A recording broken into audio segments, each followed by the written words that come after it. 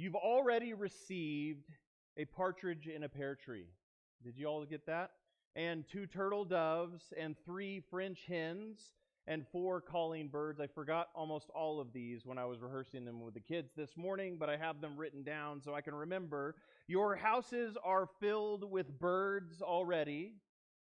And today is the day that you finally received a good gift. The only one of the 12 that's really any good, 5 golden rings. 5 golden rings, you can sell them and buy some more birds maybe. Merry Christmas!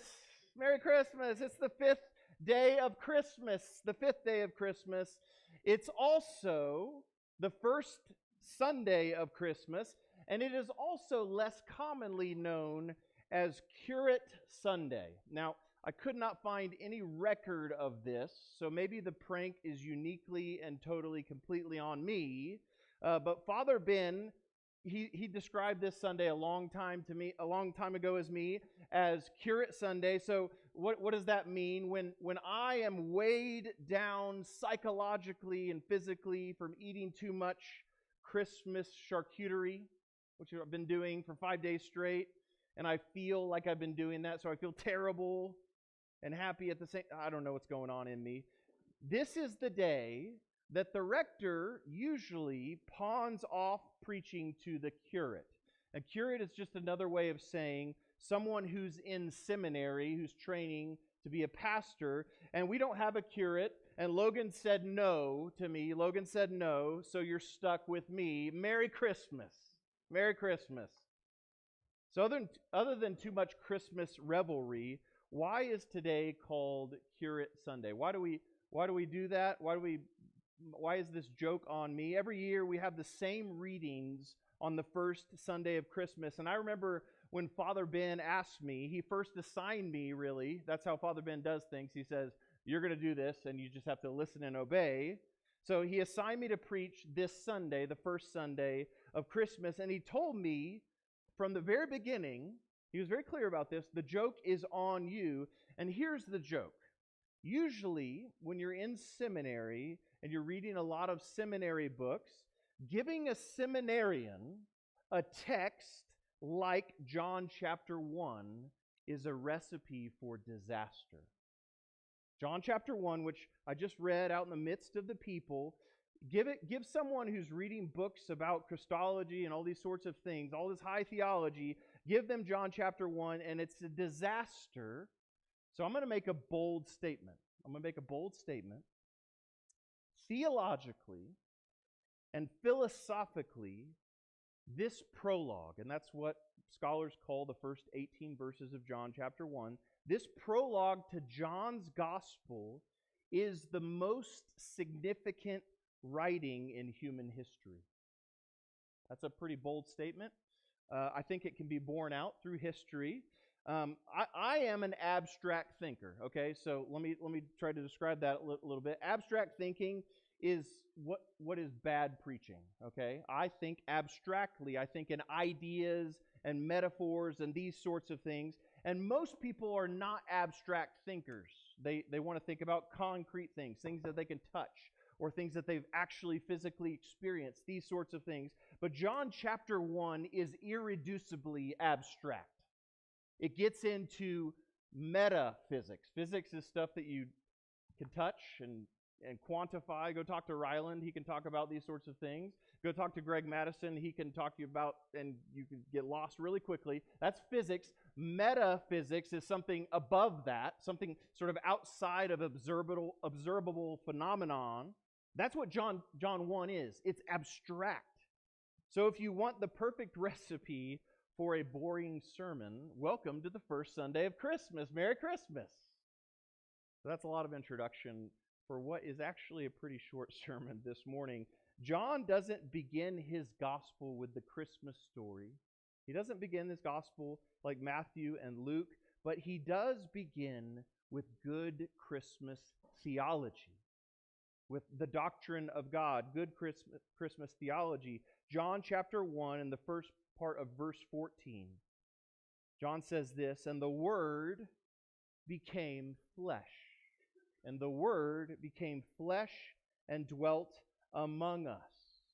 In other words, In other words, the abstract has once for all become concrete in Jesus of Nazareth.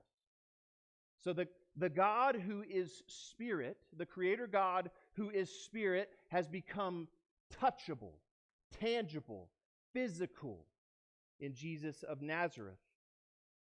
The one Creator God, kids, who created everyone and everything, He became a man. As we talked about this morning, kids, He put on flesh. He became incarnate.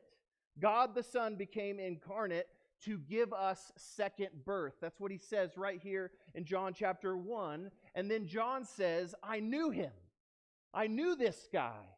I loved Him even. And he'll say that over and over again in this gospel, in his letters. I loved Him. And here's the craziest part, John says, He loved me.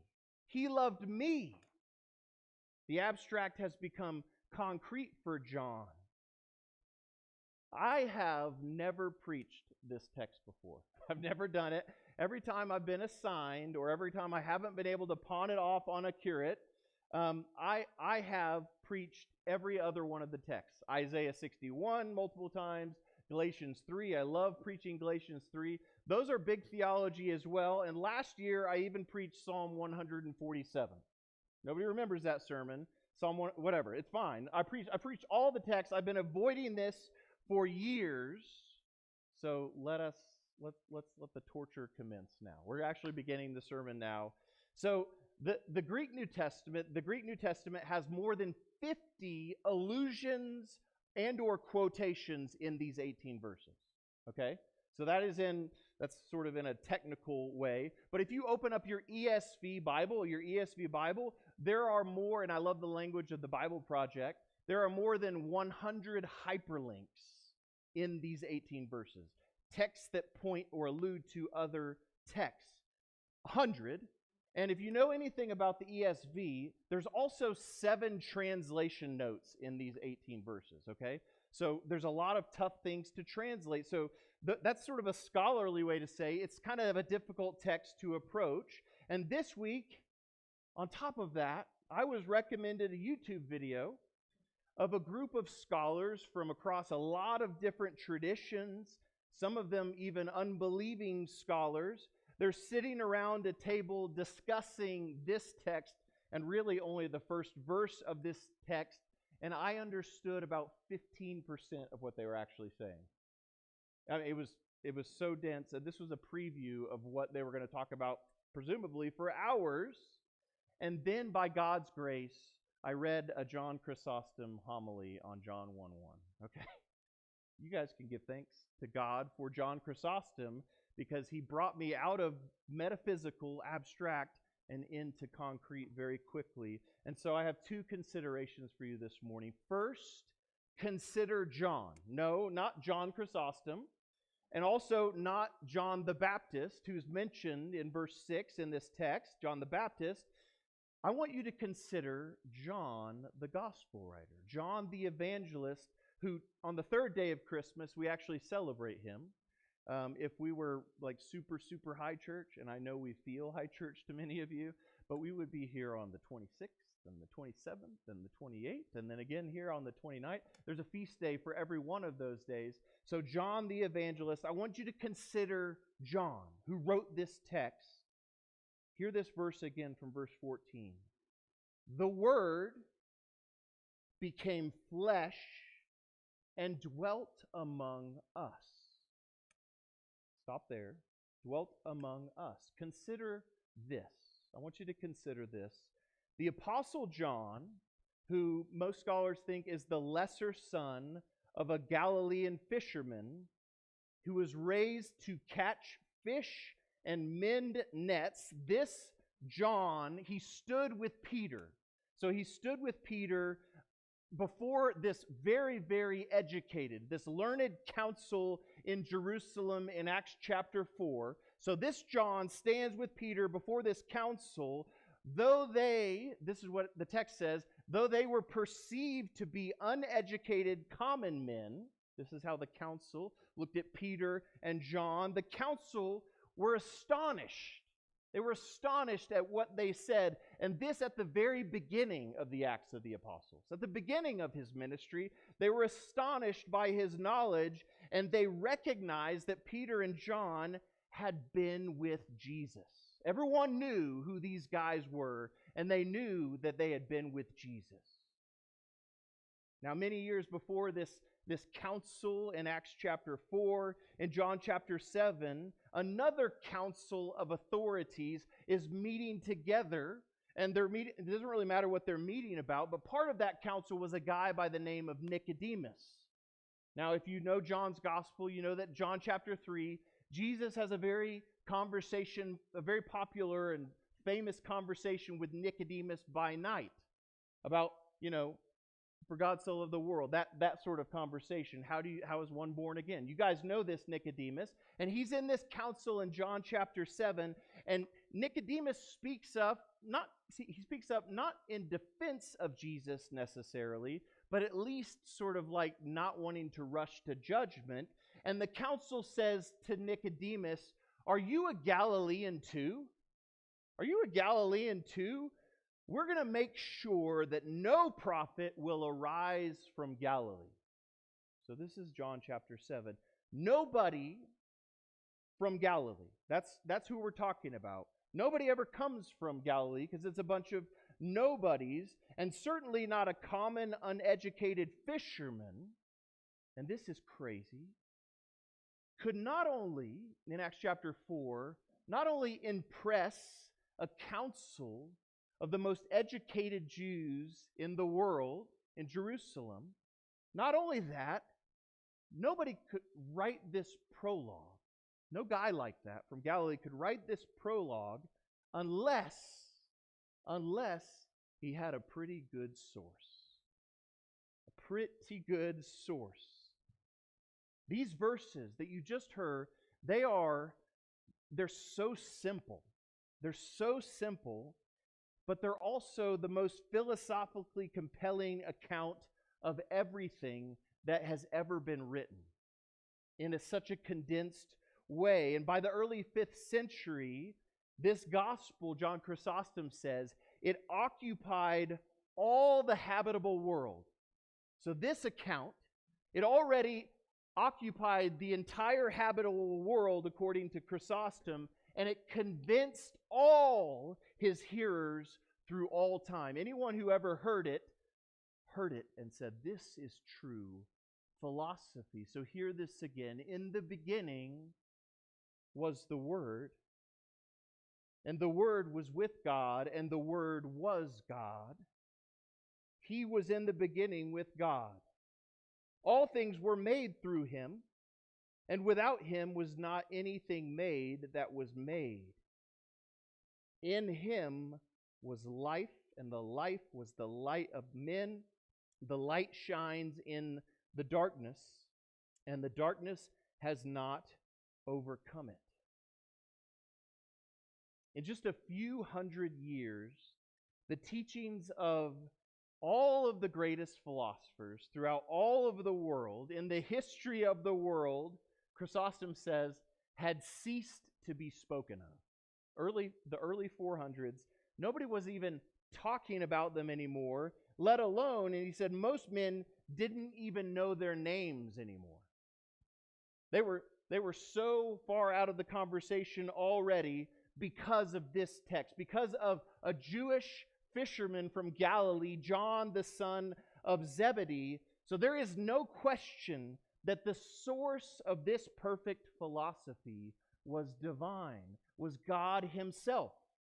There's no other explanation.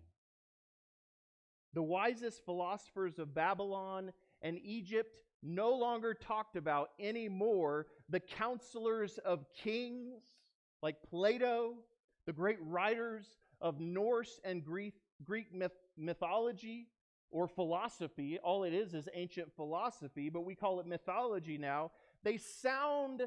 All the greatest writings about origins, they sound like silly comic books already in the 400s.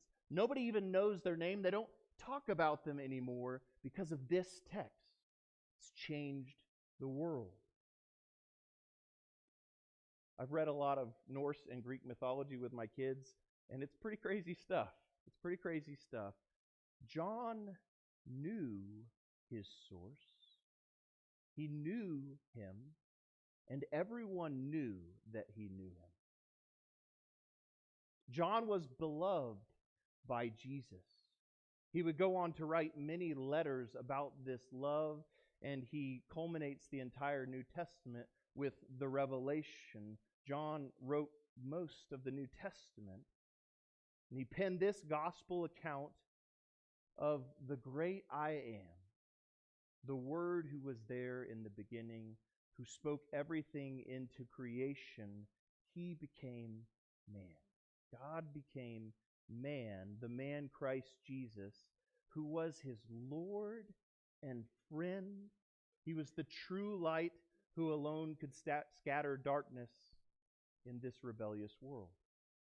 This is true philosophy. This Galilean fisherman who lived to an old age, he wasn't martyred like most of the apostles, who would personally disciple really famous early church fathers like Polycarp and Ignatius and Papias. A common, poor, and uneducated Galilean fisherman changed the world by sitting at the feet of Jesus. I want you to consider John this morning. If he can, why can't we? Why can't we change the world by sitting at the feet of Jesus? Sit at his feet. This prologue is so profoundly perfect. It's so simple and clear that a child can clearly understand it. And John Chrysostom says that the reason why none of us can understand it is not because it's too hard to understand, it's because we are so distracted all the time. We're so distracted all the time by all of our passions, all the things that we're pursuing and that are making us passionate. He says, eliminate all those things and be passionate about one thing. Sit at the feet of Jesus, and then it is clear. So I invite you this morning to get away, maybe even for just a moment, enough to read these 18 verses and listen and consider, how does this guy proclaim this good news still today? So consider John, and finally, consider grace. Look at verse 14 again of John chapter 1. Consider grace. The Word became flesh and dwelt among us. We have seen his glory, glory as of the only Son from the Father, full of grace and truth. Full of grace and truth. I'm getting into a little bit of supposition here. This is not a common word in the Gospels. It's not common at all, actually. And John only uses this word 4 times in this Gospel, and it's right here at the end of his prologue. And we are so familiar with the idea of grace that it seems common to us. But hear me, grace, this idea, entered into the world, I think, very clearly, beginning with the ministry of John. Matthew and Mark don't use the word grace at all. These are the earliest Gospels. They don't even use the word. Luke uses this word in maybe its older sense, or in another sense, that of favor. Mary says that the favor of the Lord was upon her whenever she conceived. Okay, so the grace of the Lord, or else the favor of the Lord. And then something happens. This proclamation enters into the world, and I think it's uniquely John's proclamation. It enters into the world, and Paul runs with it. Paul runs with it, and he continues to take it to the nations. Grace, or else the free gift of God, is a thing now. It's something that we all talk about because of this simple proclamation, the simple proclamation of all of the ministry of the incarnate Son of God is summarized right here in this verse with one word, and that is grace. So here grace this morning. Hear the gospel. Even the perfect law of God, given through Moses, cannot hold a candle to the grace of God in Jesus Christ. What I saw the uncreated one, the eternal Word from the beginning, who spoke everything into existence, John says to us. That Word put on flesh, and He is full. He's full of grace. He's full of free gift. He's full of grace and truth.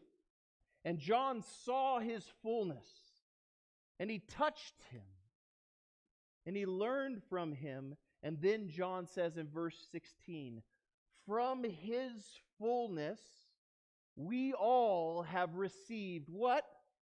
Grace upon grace. From His fullness we have all received grace upon grace. And so hear this simple incarnate word proclaimed through the Apostle John this morning. This is the world-shattering proclamation. This is the darkness scattering, not a metaphor, but the reality, the concrete reality, the death-destroying. I touched Him. I touched Him with my hands. The death-destroying proclamation, the devil-crushing philosophy of Christ, of Christianity, of John. It's grace. Hear this, grace. It's the free gift of God from the fullness of the incarnate Son for you. It's the unmerited favor of God upon a young Jewish girl and upon us today. We have all received it. John says grace, and not grace only, but grace upon grace. It is never-ending grace. God has forever united Himself to humanity in Jesus Christ. The Word took upon flesh, and from His fullness, from the boundless and never-ending resource of His divine love, His favor is upon you. This is Christmas. This is why we are here. Merry Christmas, everybody. Merry Christmas! Come on! It's the fifth day of Christmas. We could still say it. Merry Christmas! Merry Christmas! In the name of the Father, and of the Son, and of the Holy Spirit. Amen.